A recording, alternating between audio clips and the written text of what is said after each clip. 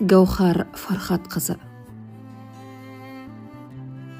Гаухар асыл қызымыз, Алланың сүйген құлы едің. Қазақтың көркем аруы, әлемге көрік нұр едің.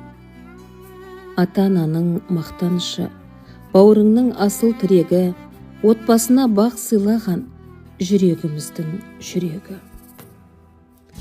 Арманы асқақ жауһарым, мейірімге толы жан едің. Гүлдей жайнап тұрған шағында тағдыр ерте алған сән едің.